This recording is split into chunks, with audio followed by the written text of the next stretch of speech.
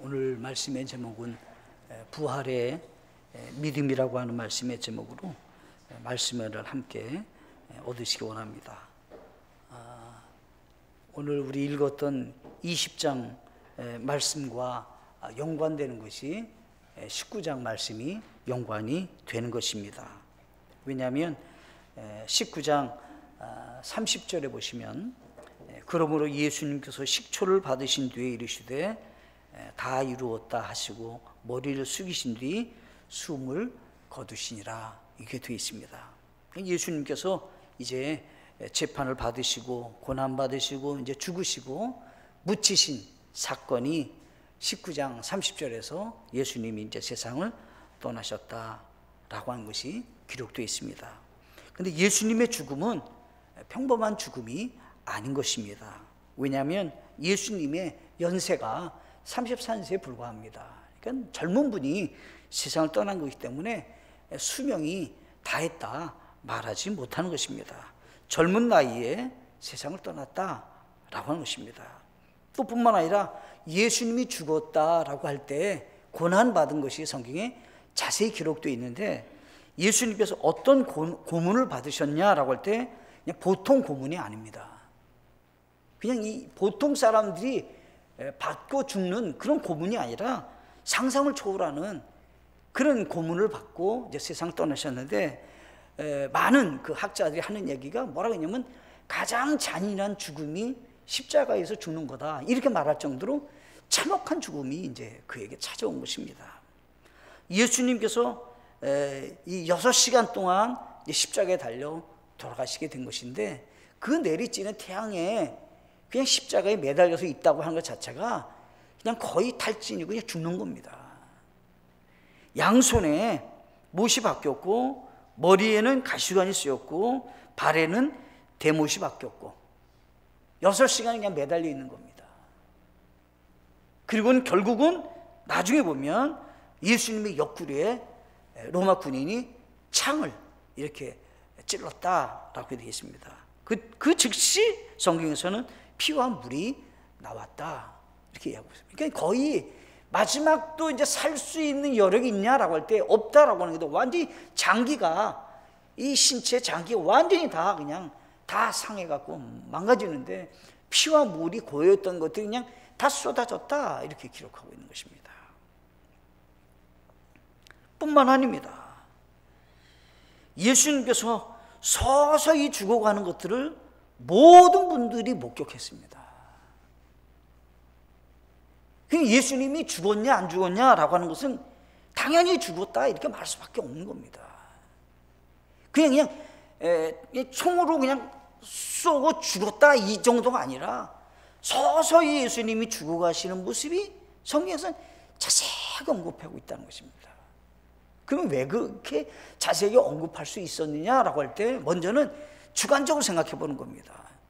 요한이라고 하는 이 요한복음은 요한이 기록했습니다. 그 요한은 어떤 사람이냐면 예수님의 12 제자 가운데 예수님이 특별히 사랑했던 제자 가운데 한 사람인 요한이, 이 사도 요한입니다. 이 사도 요한은 예수님이 십자가에 달려 돌아가실 때 그 밑에 같이 있었던 사람이에요. 다른 제자들은 다 도망가 버렸어요. 그런데 이 사도 요한만이 예수님이 십자가에 못 박혔을 때 예수님의 십자가 밑에, 발 밑에 있었던 사람이에요. 그래서 예수님께서는 어떻게 하면, 요한아, 내가 너에게 부탁할 것이 있다는 겁니다. 그 다름이 아니라 내 어머니 마리아, 그 어머니를 이제는 너희 어머니로 네가 인정하고 네가 모셔야 된다 이렇게 얘기하는 겁니다. 그 자리에 예수님이 겪었던 모든 고난의 순간순간들을 다 알고 있는 사람이에요. 그러니까 어때요? 아주 생생하게, 아주 자세하게 이 요한은 기록해서 오늘 하여금 어떻게 했냐면 예수님이라는 분에 대한 죽음과 장사됨, 이 묻히심과 부활하심에 대한 믿음을 가질 수 있게 굉장한 역할을 감당하는 사람이라는 거예요. 그런데 예수님이 십자가에 달려 돌아가시기 직전까지도 어떻게 했냐면 골고다 언덕으로 십자가를 메고 올라가시는 겁니다. 그 무거운 십자가를 지고 올라가시는데 이미 한 일주일 정도를 예수님께서 재판을 받으면서 먹지 못하시고 잠도 못 자시고 여러 가지 고난을 받으시면서 체력이 완전히 바닥으로 이제 내려간 상태입니다. 그 골고다 언덕을 올라가는데 이 산등성을 올라가는데 짊어지고 올라갈 수 없는 겁니다. 그리고 어떻게 해요? 구레네 사람 시몬이라는 사람이 십자가를 지고 올라갔다 이렇게 기록하고 있잖아요. 올라가다 못 올라가니까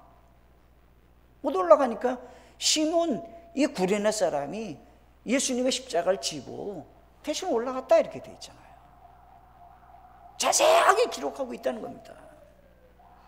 그리고 이 19장에서는 예수님이 이제 죽으셨다. 그러면 죽으신 것에 대한 확인이 어떻게 됐냐라고 할 때 아리마대 요셉이라는 사람이 예수님의 시신을 달라고 왔다. 여기 이제 성경에 보면 이렇게 되어 있습니다. 19장 38절로 41절에 보시면 예수님이 이제 돌아가셨어요. 돌아가신 것에 대해서 확인을 누가 하는 거냐면 아리마대 요셉이라는 사람이 예수님의 시신을 내게 주십시오. 근데 이 아리마대 요셉을 성경에서는 예수님의 제자다 이렇게 되고 있잖아요. 실제적으로 예수님을 사랑했던 사람이에요, 이 사람이. 예수님의 제자는 실제로 다 도망가 버렸어요. 그리고 남은 사람은 지금 요한만 남은 거예요. 예수님 십자가 있을 때 그 밑에 요한만 남아 있는 거예요, 지금 요한만. 그 다른 제자는 다 도망갔는데 대표성이 있는 베드로가 어떻게 해요? 예수님을 3번 부인하는 그 사건을 성경에 언급하고 있는 거예요. 예수님의 제자 다 갔고요. 지금 요한만 남았어요. 그런데 예수님이 죽으시자 예수님의 시신을 달라고 하는 사람이 나타났어요. 근데 그 사람이 아리마대 요셉이라는 사람이에요. 근데 이 아리마대 요셉이 빌라도에게 간청을 하는 겁니다. 그 시신을 내가 가져가서 장사를 지내고 싶다. 그니 내게 달라고. 그때 빌라도가 분명하게 얘기하는 겁니다. 분명히 죽었는지 확인하고 줘라. 그래서 여기에 보면 빌라도가 허락하니라. 그러므로 그가 가서 예수님의 몸을 가져가니라. 예수님의 시신을 이제 아리마대 요셉이 죽은 거 확인하고 죽은 시신을 가져갔다 이 말이에요. 가져갔는데 거기에 함께 했던 사람이 있었는데 이 니고데모라는 사람이에요. 요한복음 3장에 기록된 사람이죠. 이 니고데모라는 사람은 예수님을 밤중에 와서 개인적으로 만나서 구원받았던 사람이에요. 이 사람이 구원에 대한 감사가 있어요. 근데 예수님이 돌아가셨대요. 그러니까 어떻게 해요? 내가 우리나라 유대인들의 방식으로는 물약과 알로에를 발라서 예수님의 시신을 닦고 거기다가 이제 부패하지 않도록 이 몰약도 넣고 하는 그런 방식을 가졌던 거예요. 유대인들은 이 시신을 이 장사 지내는 방식이 그런 방식인데 예수님의 시신을 누가 그걸 닦고 거기다가 몰약을 넣고 부패하지 않게 그렇게 만들 사람이 없잖아요. 아무도 없잖아요. 지금요. 다 가버렸잖아요. 그러니까 니고데모라는 사람이 와갖고 예수님의 시신에 지금 이제 몰락을 넣고 닦고 그렇게 했다 이 말이에요. 그래서 여기 성경에 보면 39절에 그가 처음에 예수님께 밤에 왔던 니고데모도 몰락과 알로에 섞은 것을 100근쯤 가져오니라. 그리고 그들이 어떻게 해요? 예수님의 몸을 가져다가 유대인들이 장사 지내는 방식대로 그 향품들과 함께 아마포에 쌌더라. 예수님의 시신을 이제 하얀 아마포로 다 둘둘둘둘 마르게 이렇게 둘둘 말게 했다 이 말입니다. 그리고 41절에 그런데 그분께서 십자가에 못 박히신 곳에 동산이 있었고, 예수님이 십자가에 달렸던 그 골고다 언덕이죠. 갈보리 동산. 그곳에 동산이 있는데 그 동산에 무덤이 있었다 이 말이에요. 누가 무덤이? 아리마대 요셉의 무덤이 있었다는 거예요. 그곳에 갔다가 어떻게 해요? 예수님의 시신을 지금 아리마대 요셉이 자기를 위해서 자기가 죽으면 묻히려고 준비했던 그 무덤에 자기 대신 예수님은 거기다가 지금 시신을 이제 묻어놨다, 이런 얘기입니다. 그리고 어때요? 로마 군인들은 세 겹으로 그 무덤을 지켰는데 혹시 예수님의 제자들이 와서 시신을 훔쳐갈까 봐 세 겹으로 이렇게 막고 그 다음에 지키면서 그 돌 문에는 무덤이 이 돌무덤인데 그 돌에는 이 무덤 그 문을 막은 것은 큰 돌로 막아서 보통 사람이 그걸 밀쳐서 돌무덤을 옮길 수 없을 만큼 큰 돌이 꽉 막았다, 이 말이에요. 그리고 어때요? 임봉을 딱 해가지고 법적으로 어때요? 아무도 법적인 허락 없이는 이 돌을 움직일 수 없다라고 해갖고 돌 거기다가 인장을 딱 붙였다, 이 말이에요. 근데 오늘 말씀에서는 예수님의 부활에 대해서 말씀하시면서 믿었다, 이런 말이 나오는 거예요. 믿었다. 그럼 그 전에 사람들은, 예수님의 제자들도 예수님의 부활을 믿었냐? 온전히 신뢰하지 않았다는 거예요.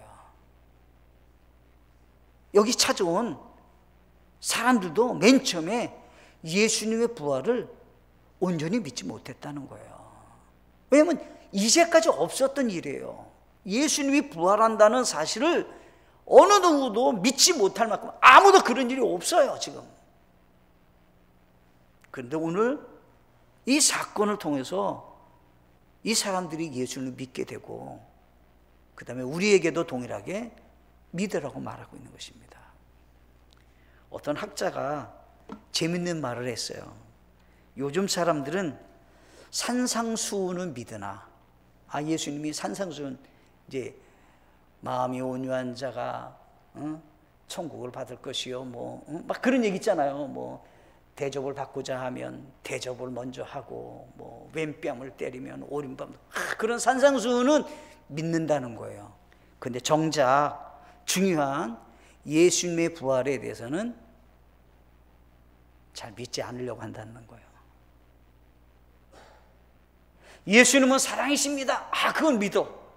예수님은 죽음에서 일어나셔서 부활하셨습니다. 그게 제일 중요한 문제인데, 그것에 대해서는 조금은 의심하는 마음을 갖는다는 거예요.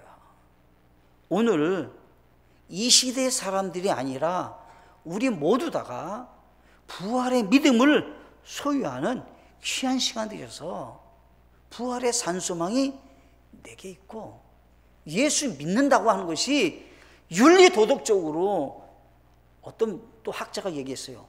오늘날 수많은 교회 목사님의 설교를 들어보는 거예요. 감성파리 설교를 해요. 감성파리.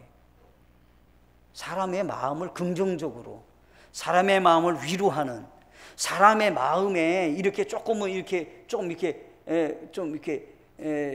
용기를 갖게 하는 감성파리 설교하고 있다고 어떤 분이, 학자가 그렇게 평가를 했어요. 여러분들, 그 정도라고 한다면 교회에 나와서 예수 믿어야 될 이유가 있습니까? 인본주의 가야죠, 그거는요. 인본학에 해서 가르치는 거예요, 그거는요. 예수님 믿지 않아도 다 되는 거예요, 그거는요. 이 세상에 어떤 종교도 다 그런 얘기 할 수 있어요, 그거는요. 예수님만이 죽음을 이기시고 부활하셨고, 예수님의 부활이 나의 부활이 되어야만이 부활의 소망 가운데 인생을 살 수 있게 된다라고 하는 거예요. 그것이 우리에게 있어야 진정한 믿음이다, 이렇게 말할 수 있다는 거예요. 그것이 없다, 그러면 예수님 믿어야 될 이유가 무엇이 있으며 우리의 믿음의 기초가 무엇냐, 이 말이에요. 아무것도 안 된다는 거예요. 오늘날 우리에게 있어서 가장 중요한 예수님의 부활은 나의 부활인가? 예수님의 부활이 나의 부활이 돼서 나도 부활의 소망이 있는가? 그 같은 믿음이 우리에게 있으셔야만이 주님 앞에 참된 믿음으로 인생을 살 수 있는 삶이 된다라고 하는 것입니다. 첫째, 예수님의 빈모됨의 증거로 부활을 믿어야 합니다. 여기 성경 보니까 20장 8절에 그제야 돌 무덤에 먼저 왔던 그 다른 제자도 들어가서 보고 믿었으니 라고 했어요. 자, 예수님이 부활하셨다라고 한 것을 여러분들 이렇게 생각하세요. 예수님을, 내가 부활한 예수님을 내가 믿는데 조목조목 다 따져보고 내가 이렇게 믿겠다, 믿을 수 없어요. 내가 가서 그 현장에 내가 직접 가보고 예수님이 정말 과거에 살아계셨고 그분이 어떻게 일일이 내가 역사적으로 다 따져보고 믿을 수 있어요? 그렇게 못 믿어요. 우리는 몇 가지 성경에서 믿을 수 있는 증거를 제안했어요. 그를 증명할 수 있게 해주셨다는 거예요. 그런데 그것을 어떻게 해요? 믿는 사람이 있고 어떤 사람은 믿지 않는 사람이 있다는 거예요. 오늘 성경에서는 어떤 사람은 믿었어요. 누가? 어떤 제자예요. 근데 그 제자 가운데 다른 제자도 믿었다라고 했는데 그 제자 가운데 지금 예수님의 무덤에 간 사람이 첫 번째가 어떤 사람이냐면 막달라 마리아가 예수님 무덤에 갔다는 거예요. 가서 보니까 이 사람이 처음에 가서 목격한 거예요. 아니, 돌이 꽉 막혀 있었는데 돌이 옮겨져 있는 거예요.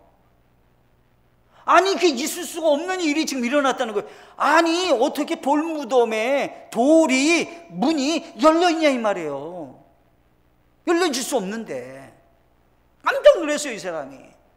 그리고는 어떻게 해요? 여기 이제 이 1절에 보면 막달라 마리아가 돌무덤에 와서 돌무덤에서 옮겨진 것을 보고 너무 놀랐어요, 이 여자가요. 처음에 와갖고 목격한 거예요, 지금 이 여자가. 그 다음에 어떻게 했냐면 달려갔어요. 막 달려가고 이상한 일이 있다고. 지금 예수님이라는 분이 묻혀있던 그 돌무덤이 돌이 옮겨져 있다. 그랬더니 베드로와 사랑하는 제자는 누구냐면 요한이에요. 요한. 자기를 지금 겸손하게 감췄어요. 나도 거기 있었다. 예수님이 죽으실 때도 있었지만 예수님이 부활하셨다라고 할 때 나도 그 자리에 갔었던 사람이다 라고 하는 것을 겸손하게 표현하길, 하나님 예수님이 사랑하던 제자도 있었다. 그게 이제 요한이에요. 그러니까 베드로와 요한이 달려간 거예요, 지금요. 아니, 어떻게 그런 일이 있겠냐는 거예요. 갔는데 먼저 누가 갔냐면 요한이 먼저 달려갔어요, 무덤에. 그리고 이 베드로가 좀 늦게 이제 온 거죠. 말하자면 아마 달리기를 더 잘했던 것 같아요. 요한이 먼저 가서 봤어요. 그리고는 요한이라는 사람과 막달라 마리아가 있다가 이제 베드로가 와서 베드로가 들어가 본 거예요. 그랬더니 그 사람도 같이 들어간 거예요. 이제 무덤에는 안 들어가고 멈춤돼 있는데 베드로가 들어간 거예요. 아니, 뭐가 어떻게 된 거야 하고 들어가 봤더니 베드로와 요한과 막달라가 봤다는 거예요. 봤는데 어떻게요? 예수님 부활하셨다. 그것을 자기네들도 보고 믿었다 이렇게 됐어요. 보고 믿었으니 20장 8절에 보고 믿었으니 무슨 확인이 있었냐라고 할 때 세마포가, 이 아마포가 둘둘둘둘 마른 것이 어떻게 해요? 누군가 훔쳐갔으면, 시신을 훔쳐갔으면 어떻게 해요? 이게 찢어져 있어야 되잖아요.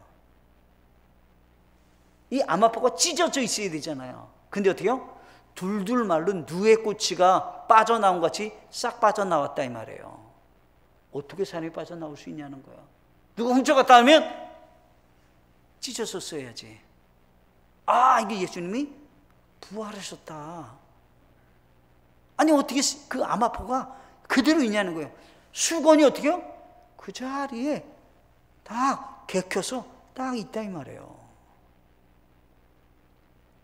이 사람들이 보고 예수님이 묻혔던 그 돌무덤에 와서 그 사람들이 확인해 본 거예요. 이것은 예수님이라는 분이 훔쳐간 것이 아니라, 누군가 훔쳐갔다고 말하는 것이 아니라 예수님은 부활하셨다. 알게 됐다는 거예요, 지금. 그 다음에 이제 또 성경에 이렇게 기록하고 있습니다. 여기 성경에 보면 예수님이라는 분이 죽으셨을 때 도굴의 흔적이 있었냐라고 할 때 도굴의 흔적이 없다는 거예요. 왜냐하면 로마 군인들이 와서 빌라도에게 다 얘기를 하는 거예요. 유대 지도자들에게 다 말하는 거예요. 아니, 아주 기적적인 일이 일어났습니다. 예수님이 부활하셨다고.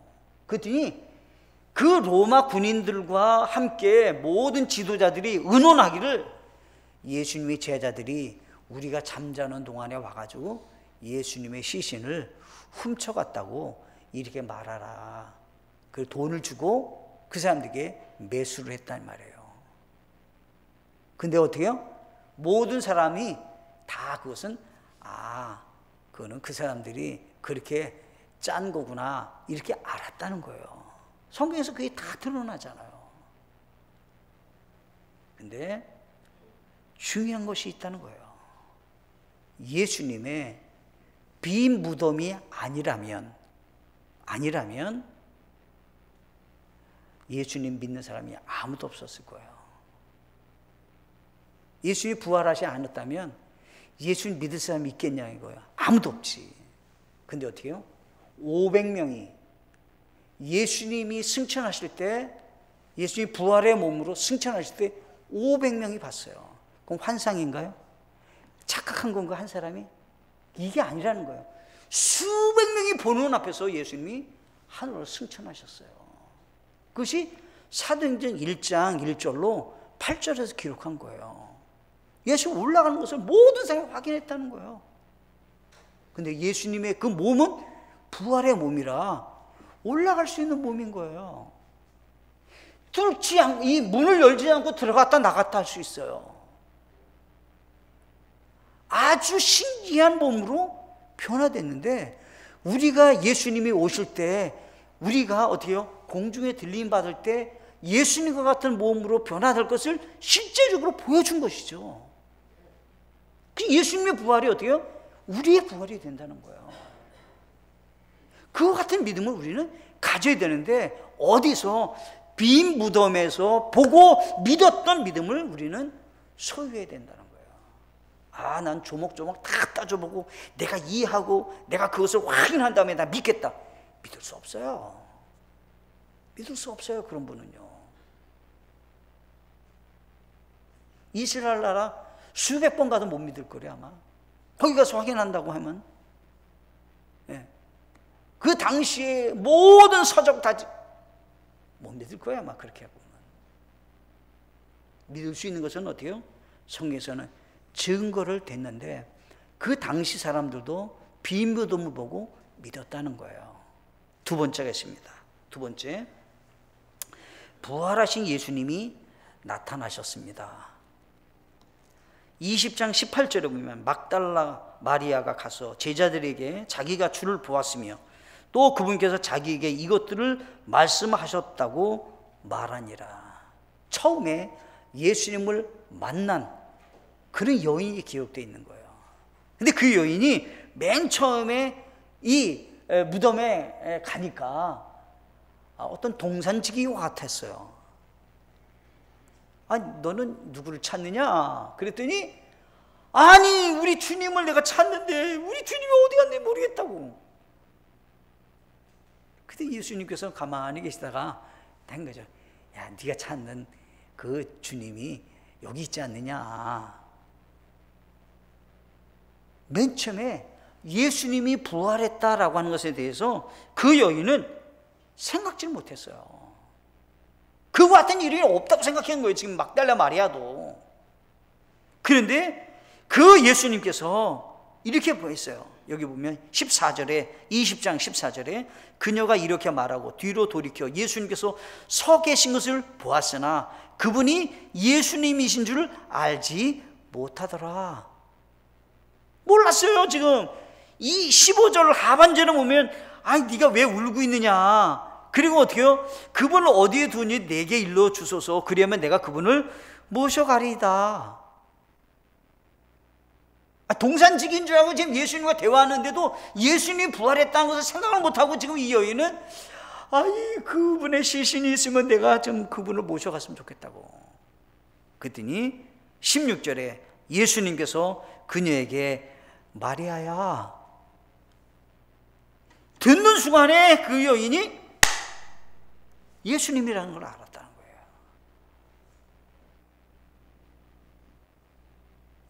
내 이름을 어떻게 알고 있어? 동산지기가 모르잖아요. 그리고 이제까지 들었던 예수님의 음성을 딱 들은 거예요. 이게 예수님?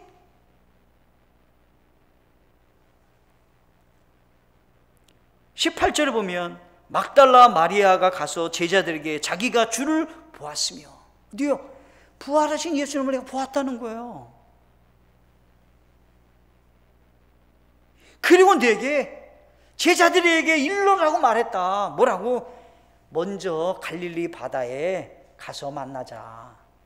예수님이 세상 떠나시기 전에 갈릴리 바다에서 만날 것을 미리 얘기해 놨었어요. 그러니까 야, 가서 마리아에게 얘기를, 제자들에게 얘기해라. 갈릴리 바다에서 만나자고. 거기 가자고 지금 얘기해 주는 겁니다. 지금 제자들에게. 성경에서는 이 막달라 마리아가 예수님을 보았다, 예수님을 만났다, 예수님이 거기에 나타났다라고 하는 것에 첫 번째 확인한 사람이에요. 두 번째 등장된 사람이 아시다시피 여기 성경에 보니까 예수님의 제자들입니다.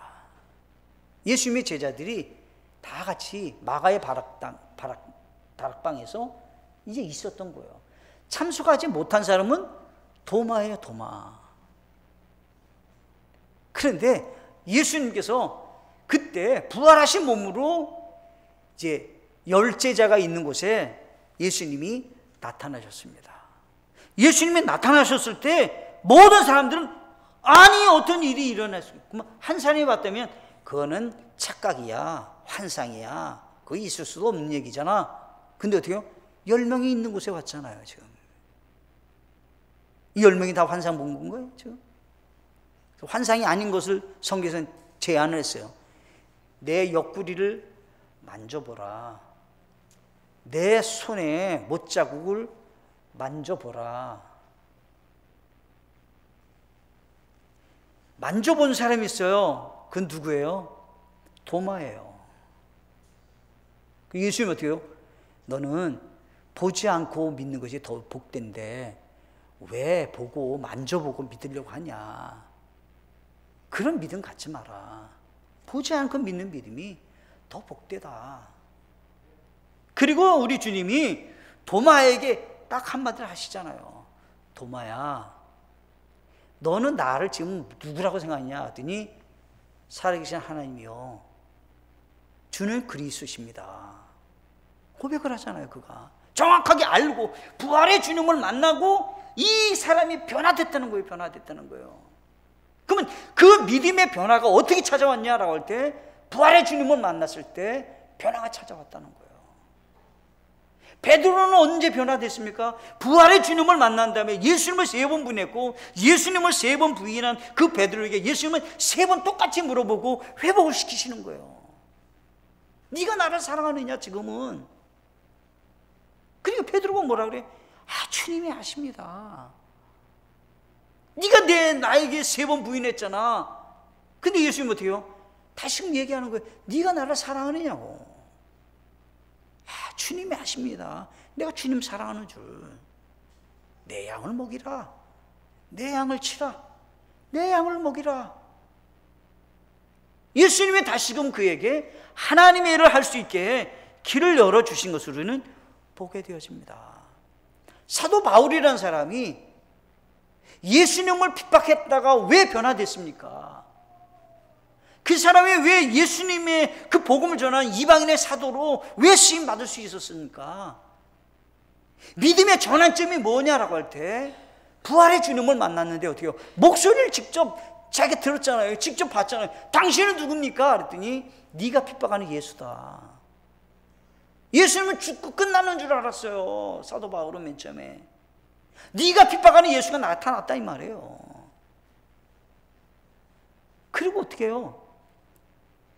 내가 너를 이방인의 복음 전하는 그릇으로, 내가 사용할 그 그릇으로 내가 너를 쓰기를 원한다. 그때 사도 바울이 하나님께 아름다운 결단하고 쓰임받는 걸 우리는 보게 됐잖아요. 그래서 많은 분들이 얘기해요. 사도 바울이 예수님을 믿었다면 예수님의 부활은 진짜다. 왜냐하면 가장 핍박했던 사람이잖아요, 이 사람이요. 근데 이 사람이 변화됐잖아요. 또 중요한 것이 있습니다. 사도행전 3장 15절에 생명의 통치자를 죽였도다. 그러나 그분을 하나님께 죽은 자로부터 일으키셨으며 우리는 그 일의 증인이라. 이 얘기는 무슨 얘기냐면요, 지금 초대교회 당시에 예수님을 십자가에 못 박으라고 외쳤던 사람이 너무나도 많잖아요. 바나바는 살려두고 예수님을 십자가에 못 박으라고, 이 사람들이 그랬잖아요 지금요. 그런데 어떻게 했다는 거예요?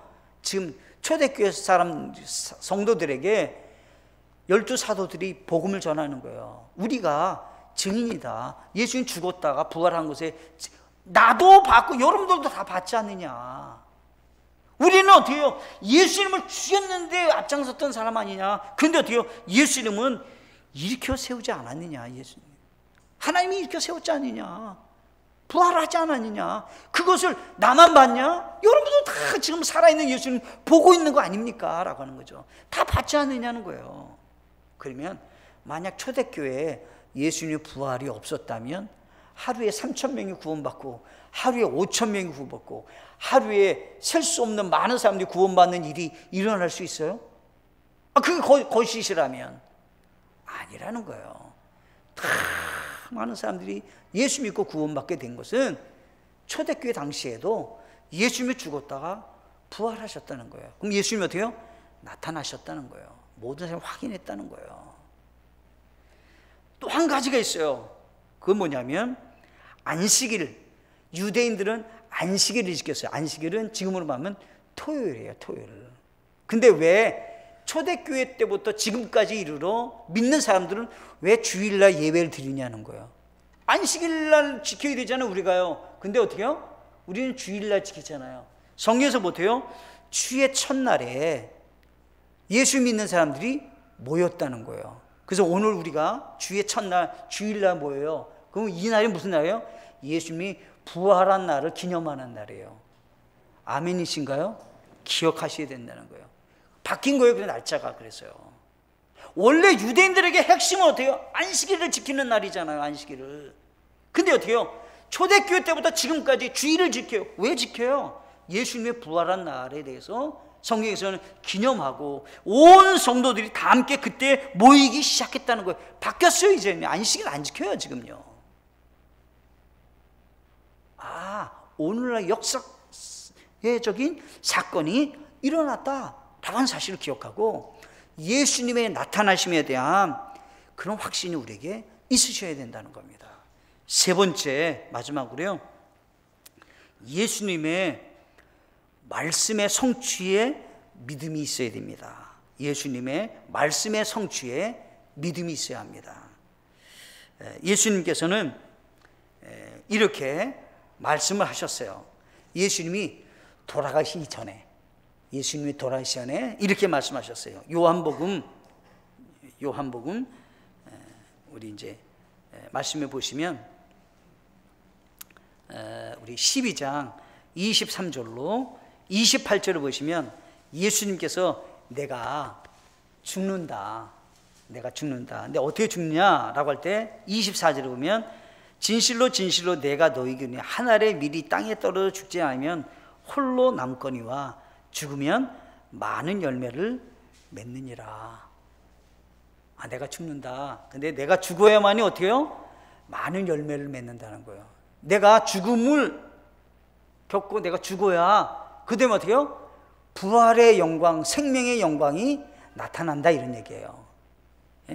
23절에 보면 예수님께서 그들에게 응답하여 이르시되 사람의 아들이 영광을 받을 때가 왔도다.